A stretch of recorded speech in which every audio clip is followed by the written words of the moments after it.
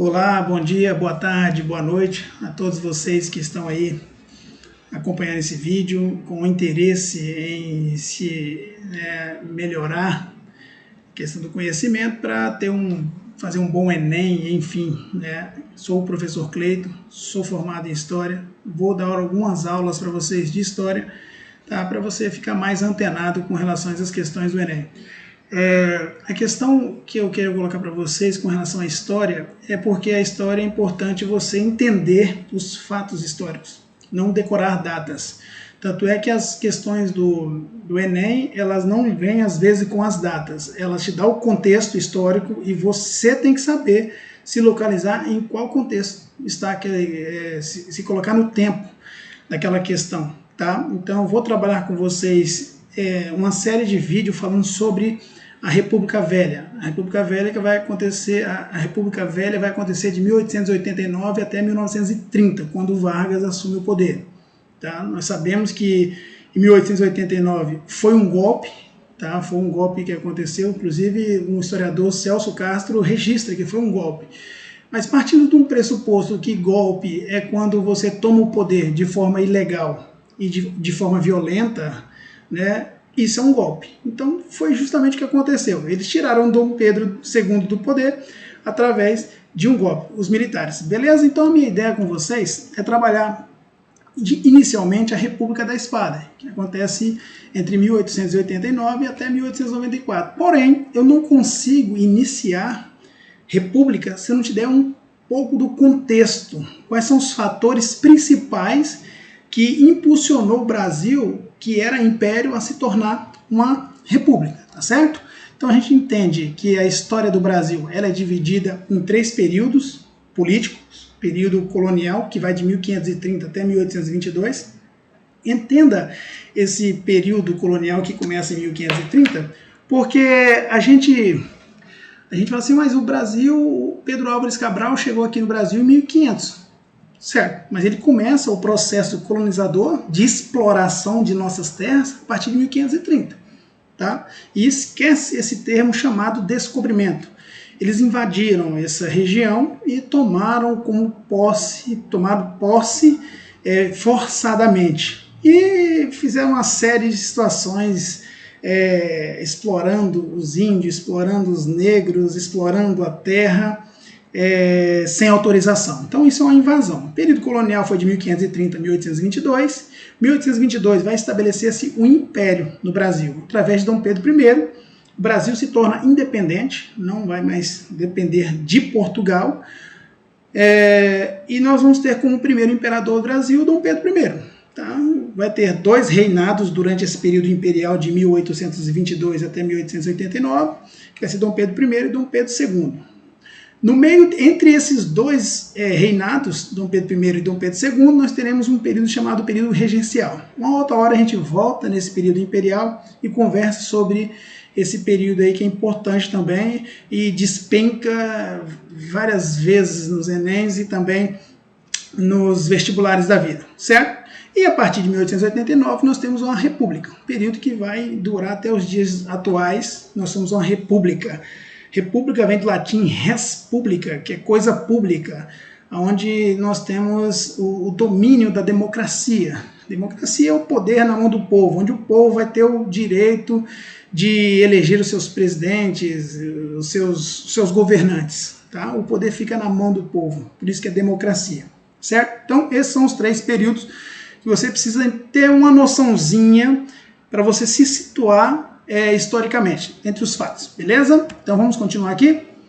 A gente vai entender que no segundo reinado nós vamos ter aí 2 partidos que vão estar, os únicos partidos que existiam na época, o conservador e o liberal, tá? Para você ter uma noção de como é que funcionava o Brasil na segunda metade do século XIX, tá? Eles controlavam o poder, enquanto a imensa maioria da população continuava excluída do direito à cidadania. Então a gente tem nesse período aí, segunda metade do século XIX, um Brasil onde a questão dos direitos da mulher não existia, direito da mulher votar, o poder ficava mais na mão da elite, tá? A elite agrária que vai assumir o poder aí na República e vai dar muitos prejuízos. eu preciso que você entenda como é que estava o contexto para chegar na República, e aí na República a gente entende o reflexo do que estava acontecendo no século XIX, tá certo?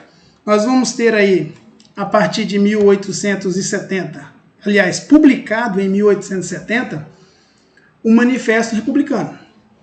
Esse Manifesto Republicano, a maioria dos que estavam encabeçando, os líderes desse Manifesto Republicano, eram advogados, médicos, engenheiros, professores, jornalistas, e eles defendiam o federalismo e a república. A gente precisa entender o que é federalismo. Federalismo é exigir do governo que as províncias, no caso ali, como era um império, então eram províncias. Depois, quando vive a república, essas províncias se tornam um estado. Então, eles queriam mais liberdade para essas províncias, né? Se na república vai se tornar um estado. Então, um estado mais autônomo, mais que pode constituir suas leis, que pode eleger os seus governantes. Então, eles queriam implantar no Brasil esse federalismo, tá? E enfraquecer o poder central, no caso do imperador. Esse era o objetivo. Inclusive, eles escrevem aí, deixa eu colocar para vocês aqui, ó. Eles escrevem assim, ó, somos da América e queremos ser americanos. Por que eles falam isso?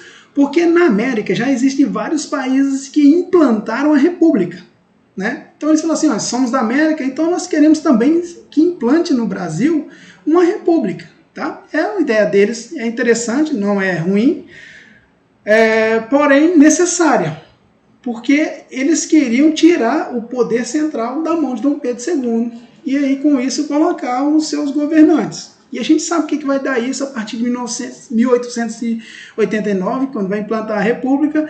A gente vai ter uma série de situações em por que eles queriam implantar. Qual que era a ideia? Que esses próprios agricultores tomassem o poder. Por isso que a gente vai ter aí a República chamada República Oligárquica a partir de 1894. Mas vamos chegar lá, calma aí.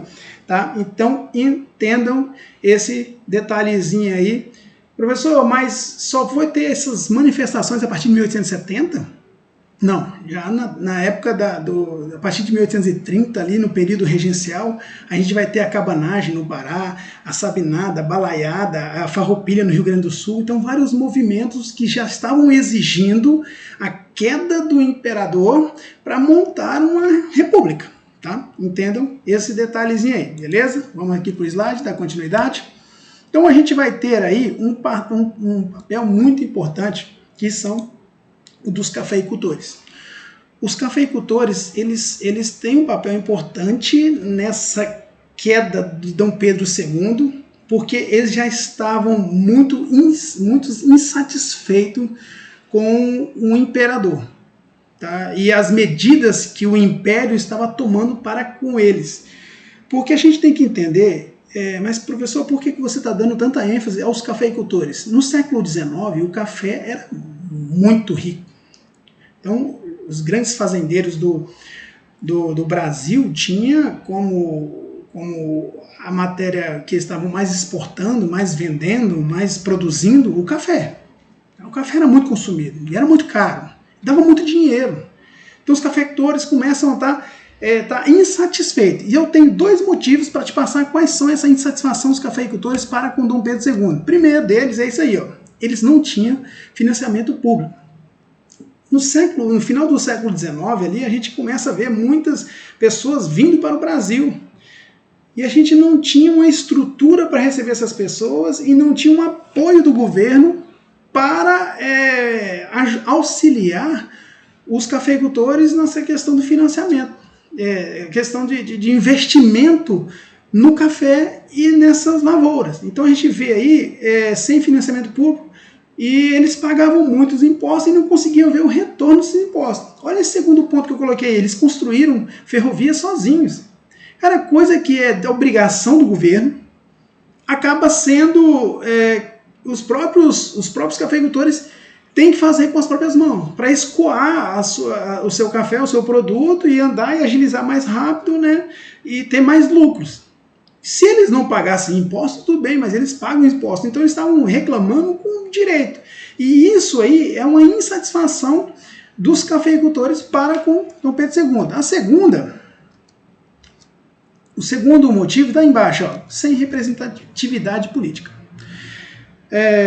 Dom Pedro II, ele chamava muitos ministros, muitos senadores e muitos deputados do Nordeste. E produziam café no Nordeste? Sim, lógico que produziam, mas o centro mesmo, os grupos que davam mais lucro com café eram em São Paulo. E os cafeicultores não participavam tanto assim da política. Então isso também fez com que os cafeicultores se juntassem e se tornassem insatisfeitos para com o Império. É que eles vão colocar em 1873, depois de 1870, o Manifesto Republicano, em 1873, no interior de São Paulo, uma cidade chamada Itu, eles vão montar o Partido Republicano Paulista, o PRP. Então eles estão começando a montar uma equipe para justamente adentrar na política e, através dessa influência na política, começar a beneficiar o café. Tá? Não esqueça desse detalhezinho aí, não. Okay? Então nós temos aí primeiro os cafeicultores insatisfeitos com Dom Pedro II. Nós temos aí nesse movimento republicano a partir de 1870 que ganha muita força 3 grupos. Tá? O primeiro grupo está liderado pelo Quintino Bocaiúva. Né? Ele tinha um ensejo de chegar na República através de via eleitoral, tranquila, com votos, tá? Mas esse voto não é voto popular. É o voto da elite mesmo, da galera do café, dos advogados, dos médicos, engenheiros, jornalistas e professores, enfim. Tá? E o segundo grupo nós temos aí liderado pelo Antônio da Silva Jardim, que é um advogado, e ele também queria que chegássemos à República através de um movimento popular. Esse cara é idealista. Tá? Deixa eu voltar aqui para vocês, eu quero falar com vocês aqui. A gente tem que entender o seguinte, para o Brasil chegar numa república, nós não temos a participação popular. Tá? Nós não temos movimento estudantil, movimento feminista, nós não temos as pessoas indo para a rua. Tá? Outra coisa importante que você tem que entender, nesse período, no Brasil, existe a escravidão ainda. Muitos países aboliram a escravidão e o Brasil ainda continua mantendo essa escravidão. E aí isso vai desgastando o império, porque a galera exige que o imperador tome providências com relação à escravidão. Mas nós temos que entender que muitos cafeicultores, a gente falei, né, os produtores de café, eles comandam o Brasil. Né? A economia movimentada é liderada pelo café. E nessas fazendas existiam muitos escravos negros. Tá? Então entenda esse detalhezinho aí. E o terceiro grupo é liderado por Major Benjamin Constant. Tá? Ele era um líder militar, líder de uma chamada Mocidade Militar, vou falar um pouquinho já sobre isso, e ele defendia um governo forte. Major, e era, né, do exército, então você já imagina quem que está querendo chegar no poder, tanto os cafeicultores como também o exército. Beleza? Vamos continuar aqui. Nós vamos ter 2 questões para trabalhar agora aqui. Quero trabalhar a questão religiosa, que é essa que está no slide aí para você ver. Deixa eu mostrar aqui, questão religiosa, e também a questão militar. Falando sobre a questão religiosa, nós vamos ter essas questões aí, estão aí do ladinho aí, para você ver. A Constituição de 1824, ela vai fazer o quê? Ela vai fazer com que o imperador tenha o controle sobre a igreja por meio desses 2 fatores aí, ó, beneplácito e o padroado. O que seria esse beneplácito? Aí, escrito bem direitinho para você entender. Tá? O imperador aprova ou não as bulas do Papa em terras brasileiras. E essas bulas papais eram deveres e direitos que o Papa distribuía para as igrejas. Professor, mas qual a importância da questão religiosa, da Igreja Católica, nesse período? Entenda que durante o Império, a religião oficial do Império era o catolicismo, diferente de hoje. Tá? Hoje no Estado é laico, nós temos aí, deixa eu voltar aqui para mim, hoje o Estado é laico. Ah, professor, quero ser do candomblé, beleza, quero ser muçulmano, beleza, quero ser espírita, beleza, quero servir ao satanismo, beleza, você tem a sua liberdade de ter essa liberdade religiosa, desde que você não afete ao seu próximo, né, com a sua religião. Ah, eu tenho uma religião que eu sacrifico crianças pro meu Deus. Isso aí vai contra a lei. Tem algumas coisas que a gente tem que ser revista. Mas durante esse período do Império, a religião oficial era o catolicismo. O catolicismo era forte no Brasil, ele comandava algumas coisas. O imperador, Dom Pedro I, principalmente, faz na Constituição 1824, ele coloca que ele tem esse beneplácito, né, esse poder de aceitar ou não essas ideias vindas do Papa. Tá? E a segunda aí era o padroado, o direito que o imperador tinha de nomear os bispos. Gente, essas duas situações vai fazer com que a igreja fique chateada com Dom Pedro II. Tá? Por quê? Na segunda metade do século XIX, o Papa Pio IX vai decretar, né, vai fazer uma bula papal, enviar às suas igrejas, principalmente aqui no Brasil, que não aceitem maçom nas igrejas católicas. Só que ele vai ter um problema sério. Por quê? Porque Dom Pedro I, pai de Dom Pedro II, que está no poder, Dom Pedro II, mas Dom Pedro I, ele chegou ao 33º grau, o último grau da maçonaria, ou seja, né, então a gente percebe que Dom Pedro II tem uma relação próxima com a maçonaria, e ele vai vetar isso aí. Vetando isso aí, ele falou assim, não, pode estar assim dentro da igreja católica, através do beneplácito ele consegue fazer isso. Ele vai lá e coloca, não, pode aceitar quem é maçom na igreja, sim senhor. E vai lá e pá, cancela através do beneplácito. Isso vai fazer com alguns bispos da igreja católica não aceitem a ordem de Dom Pedro II e corta os maçons das suas igrejas. Isso acontece no Nordeste. O que Dom Pedro II faz? Vai lá e manda prender os bispos. Então, essa relação de Dom Pedro II com a Igreja Católica vai ter um desgaste, e a Igreja Católica tem muita influência no seio social e político também, né? Então, a questão religiosa ela é muito importante para ver que não é só os militares, não são só os cafeicultores que estão insatisfeitos com Dom Pedro II. Tá? A Igreja Católica também tem, beleza? Vamos para outra questão aqui, a questão militar, como eu falei para vocês. Então, na questão militar, nós vamos ter muitos atritos entre o Império e o Exército. Tá? Deixa eu voltar aqui para vocês. A questão militar, na segunda metade do século XIX, nós vamos ter aí a Guerra do Paraguai. E a Guerra do Paraguai teve a participação, né, do Exército.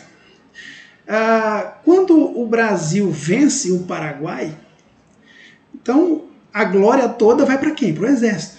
Só que o Exército não era valorizado pelo imperador. O Exército não podiam fazer parte da política, eles não tinham, os soldados não tinham direito a voto. Então a gente começa a perceber que o Exército não foi valorizado como eles achavam. Eles saíram da Guerra do Paraguai, quando chegam na capital, Rio de Janeiro, eles não são recebidos com glória. E isso é importante entender para que você perceba a insatisfação, tá, do Exército. Outra coisa que vai acontecer também é isso aqui, ó. Esses dois camaradas aí, o Tenente Coronel Antônio de Sena Madureira e Coronel Cunha Matos, Sena Madureira mais no sul e Cunha Matos mais no Nordeste, eles vão começar a denunciar casos de corrupção na imprensa do Exército. Os comandantes das patentes mais altas ali, eles começam a denunciar. E também começam a declarar que eles são a favor da abolição da escravatura. Olha só o que esses caras estão fazendo. Os militares intervindo na questão econômica. Então a gente vai ter um problema sério aí para resolver, certo? Então eles foram punidos por denunciar casos de corrupção na imprensa, que eu acabei de falar para vocês, e são a favor da corrupção. Então essas questões vão começar a ter atrito contra o Império, o Imperador. Veja bem, quando o Coronel Antônio de Sena Madureira começa a fazer esse tipo de denúncia, quem está na patente maior, no comando do Exército Brasileiro, é Deodoro da Fonseca. Tá? Não esqueça esse nome, Deodoro da Fonseca, o cara que vai fazer a proclamação da República. O imperador exige que Deodoro da Fonseca, coloca aqui para mim, o imperador exige que Deodoro da Fonseca tome providências contra Sena Madureira. Tá? Só que ele vai recusar fazer isso. Ele falou assim, eu não vou fazer isso não. O que o imperador vai fazer? Ele vai exonerar Sena Madureira, Cunha Matos e vai também exonerar Deodoro da Fonseca. Sena Madureira e Deodoro da Fonseca se unem e vão para o Rio de Janeiro. Quando eles chegam no Rio de Janeiro, eles são recebidos com glória, com festa, pelos oficiais. Lembrando você que não é todo o exército que está contra o imperador, mas algumas patentes altas estão a favor de Deodoro da Fonseca, de Quintino Bocaiúva, de Benjamin Constant, de Sena Madureira, de Cunha Matos. Os caras estão insatisfeitos. Por isso que é importante você entender que a questão militar é importante nesse processo aí. Beleza? E nós vamos ter aí por final, né? Deixa eu ver aqui, cadê você? Achei. A Proclamação da República, né? Vai ter reuniões entre Quintino Bocaiúva, Benjamin Constant, Sena Madureira, Deodoro da Fonseca. Quem vai encabeçar isso aí mesmo é Deodoro da Fonseca. Inclusive, alguns historiadores falam que ele estava muito mal de saúde nesse período, mas mesmo assim precisava de uma representatividade alta da patente. Ele era o comandante do exército, tá? Ministro da guerra. Então a gente percebe que ele tinha influência muito forte. Então, onde fizeram a reunião e empurraram ele de 15 de novembro, ele vai lá e numa manhã, montado no seu cavalo, ele vai cavalgando ali nas ruas de Rio de Janeiro e proclamando a independência. A proclamação da República. A gente percebe, é importante dizer, que a população fica abismada com o que está acontecendo. Por quê? A população não sabe o que está acontecendo. Ela fica assim, vai proclamar a República e eu não estou sabendo o que está acontecendo. Então é uma coisa para se pensar, para você entender como é que funcionou. A República é proclamada, os marechais vão tomar o poder, principalmente o primeiro presidente vai ser nomeado aí, Deodoro da Fonseca, e entenda, a população não está presente nesses manifestos, tá? Poucas parcelas estão sabendo o que está acontecendo. Então, dia 15 de novembro, nós vamos ter a proclamação da República através de Marechal Deodoro da Fonseca. E aí a gente vai entrar na República da Espada, tá? Essa era o vídeo que eu tenho para passar introdutório para vocês. E no próximo vídeo eu vou falar especificamente sobre República da Espada. Beleza? Tenham um bom dia, bons estudos para vocês aí e até a próxima.